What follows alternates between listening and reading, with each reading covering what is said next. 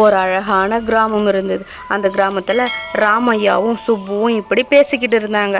சுப்பு, வர வர அந்த பேயோட தொல்லை ரொம்பவும் அதிகமாக இருக்குது, என்ன பண்ணுறதுனே தெரியல அப்படின்னு சொன்னான்.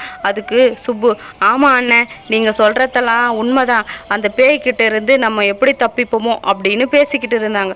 இந்த பக்கம் சிட்டியில் பாக்கியம் தாமாக மகேஷ் கிட்ட இப்படி சொன்னாங்க. தம்பி, நீ அவசியம் அந்த கிராமத்துக்கு போய் தான் ஆகணுமா? நீ போகாதப்பா, இந்த அம்மாவோடவே இருந்துடு அப்படின்னு சொன்னாங்க பாக்கியம். அதுக்கு மகேஷ், அம்மா, நான் அந்த ஊருக்கு ரயில்வே ட்ரைனிங்காக போகிறேன், நிச்சயம் திரும்ப வந்துடுவேன், நீங்கள் பத்திரமா இருங்க அப்படின்னு சொல்லிட்டு கிளம்புனான். ஒரு வழியாக கிராமத்துக்கு வந்தாங்க. ஷியாமளா இப்படி சொன்னான், நீங்கள் ஈவினிங் வரும்போது ஒரு பாட்டில் ஜூஸ் வாங்கிட்டு வாங்க அப்படின்னு சொன்னான். அதுக்கு, நான் நிச்சயம் ட்ரைனிங் முடிச்சுட்டு வரும்போது ஜூஸ் வாங்கிட்டு வரேன், நீங்கள் பத்திரமா இருங்க, இது புது இடம் அப்படின்னு சொல்லிட்டு அங்கிருந்து கிளம்புனான். ஷியாமளா பசங்க கிட்ட இப்படி சொன்னான், பசங்களா, நீங்க போய் விளையாடுங்க, ஈவினிங் வரும்போது அப்பா ஜூஸ் வாங்கிட்டு வருவார் அப்படின்னு சொன்னான். ஷியாமளா ஒரு கடைக்கு போயிருந்தா. அங்க போனதும், அண்ணன் ஒரு பாட்டில் ஜூஸ் கொடுங்க அப்படின்னு சொல்லி ஷியாமளா கேட்டா. அதை கேட்ட சுப்பு எதுவுமே பேசாமல் ஷியாமளாவே பார்த்துக்கிட்டு இருந்தா. கொஞ்ச நேரம் போனதும், அம்மா, இங்கே எந்த கடையிலையும் ஜூஸ் கிடைக்காது, நீங்கள் ஜூஸ் வாங்கினீங்க அப்படின்னா அந்த பேய் நிச்சயம் உங்களோட வீட்டுக்கு வந்துடும் அப்படின்னு சொன்னான் சுப்பு. இதை கேட்டு ஷியாமளா அமைதியாக நின்னா. அண்ணன், என்ன சொல்கிறீங்க? இந்த காலத்தில் பேய் இருக்கா? நீங்கள் சொல்கிறதெல்லாம் என்னால் நம்ப முடியாது, சரி விடுங்க, நான் வேற எங்கேயாவது போய் ஜூஸ் வாங்கிக்கிறேன் அப்படின்னு சொல்லிட்டு அங்கிருந்து கிளம்பிட்டா. ஹாசினி வீட்டுக்கு வந்தா ஷியாமளா. ஹாசினி கிட்ட இப்படி கேட்டா, ஹாசினி, இந்த ஊரில் பேய் இருக்கா என்ன? அந்த ஜூஸ் கடைக்கார அண்ணன் என்கிட்ட சொன்னார் அப்படின்னு சொன்னா ஷியாமளா. அதுக்கு ஹாசினி, ஆமாம் ஷியாமளா, இந்த ஊரில் ஒரு பேய் இருக்குது, யார் வீட்டில் ஜூஸ் வாங்குறாங்களோ அவங்களுடைய வீட்டுக்கு அந்த பேய் நிச்சயம் வந்துடும், அதுக்கப்புறம் அவங்கள நிம்மதியாகவே இருக்க விடாது அப்படின்னு சொன்னா ஹாசினி. ஷியாமளா எதுவும் பேசலை.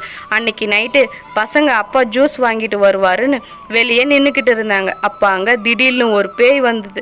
பசங்க ரொம்பவும் பயந்து போயிட்டாங்க. அந்த பேய் பசங்க கிட்ட இப்படி சொல்லிச்சு, ஒழுங்கா இங்கேருந்து போயிடுங்க, நிச்சயம் நான் உங்களை சும்மா விட மாட்டேன் அப்படின்னு சொல்லிச்சு. ஷியாமளா கிச்சனில் சமையல் செஞ்சுக்கிட்டு இருந்தா. அந்த கடைக்கார அண்ணன் சொன்னது ஷியாமளாவோட மனசுக்குள்ளே ஓடிக்கிட்டே இருந்துச்சு. இப்படியே கொஞ்ச நேரம் போச்சு. ஷியாமளா ரூமில் இருக்கும்போது மகேஷ் ஜூஸ் பாட்டிலை வாங்கிட்டு வந்தான். ஷியாமளா, இந்த ஜூஸ், இதை ஃப்ரிட்ஜில் எடுத்துகிட்டு போய் வை, பசங்க தூங்குறாங்க, நாளைக்கு பசங்களுக்கு கொடு அப்படின்னு சொன்னான். கொஞ்ச நேரம் போனதும் ஷியாமளாவும் மகேஷும் அவங்களுடைய ரூமில் படுத்து நல்லா தூங்கிக்கிட்டு இருந்தாங்க. கொஞ்ச நேரம் போனதும் அங்கே திடீர்னு ஒரு பேய் வந்து நின்றுச்சு. பாதி தூக்கத்தில் எழுந்த ஷியாமளா நின்றுக்கிட்டு இருந்த பேயை பார்த்து அழுதுகிட்டு இருந்தா. யார் நீ அப்படின்னு சொல்லி கேட்டா. அதுக்கு அந்த பேய், எனக்கு பிடிச்ச பொருள் ஒன்று இந்த வீட்டில் இருக்குது, அதை எனக்கு கொடுத்துடுங்க, இல்லைனா நான் உங்கள் யாரையும் சும்மா விட மாட்டேன். ஷியாமளாவை மிரட்டிச்சு அந்த பேய். கொஞ்ச நேரம் போனதும் மகேஷ் ஷியாமளாவை காணமேனு தேடி வந்தான். அப்போ ஷியாமளா பக்கத்து ரூமில் நின்று தனியாக பேசிக்கிட்டு இருக்கிறத பார்த்தான் மகேஷ். ஷியாமளா கிட்டே இப்படி கேட்டான், என்னாச்சு ஷியாமளா, நீ எதுக்கு தனியாக நின்று பேசிக்கிட்டு இருக்க?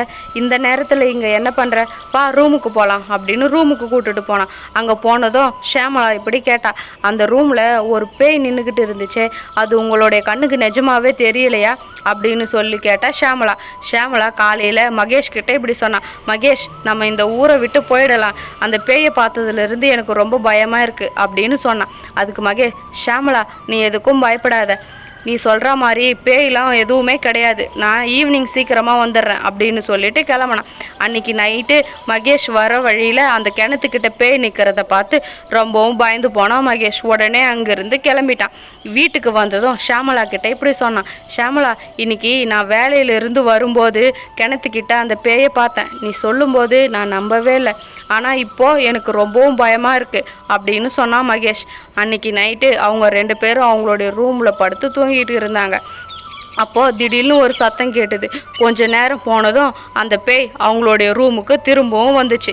மறுநாள் காலையில் மகேஷ் அந்த ஊர் மக்கள்கிட்ட இப்படி கேட்டுக்கிட்டு இருந்தான், நீங்கள் எல்லாரும் சொல்கிற மாதிரியே அந்த பேயை நேற்று நைட்டு நான் ட்ரைனிங் முடிச்சுட்டு வரப்போ அந்த கிணத்துக்கிட்ட பார்த்தேன் அப்படின்னு மகேஷ் எல்லார்கிட்டையும் சொல்லிக்கிட்டு இருந்தான். அந்த பக்கமாக வந்த சுப்பு இப்படி சொன்னான், ஆமாம் தம்பி, நான் சொல்லும் போது உன்னுடைய மனைவி நம்பவே இல்லை, இந்த ஊரில் ஒரு பேய் இருக்குது, ஜூஸ் யார் வீட்டில் இருக்கோ அவங்களுடைய வீட்டுக்கு அந்த பேய் நிச்சயம் வந்துடும், அவங்கள நிம்மதியாக வாழ விடாது அப்படின்னு சொன்னான்.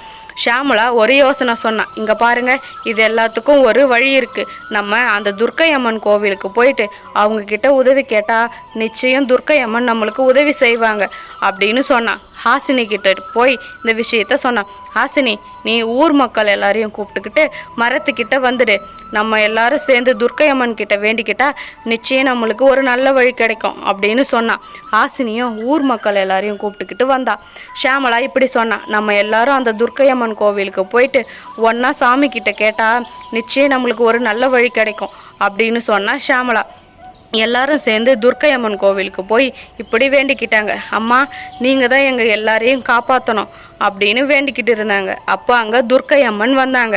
இப்படி சொன்னாங்க, நீங்கள் எல்லாரும் ஒன்றா சேர்ந்து அந்த பேய்க்கு எது பிடிக்குமோ அதை வாங்கி கொடுத்தீங்கன்னா அது மனசார சாப்பிட்டுட்டு இந்த ஊரை விட்டுட்டு போயிடும். நீங்கள் அதுக்கப்புறம் சந்தோஷமாக வாழலாம் அப்படின்னு சொல்லிட்டு அங்கேருந்து மறைஞ்சிட்டாங்க.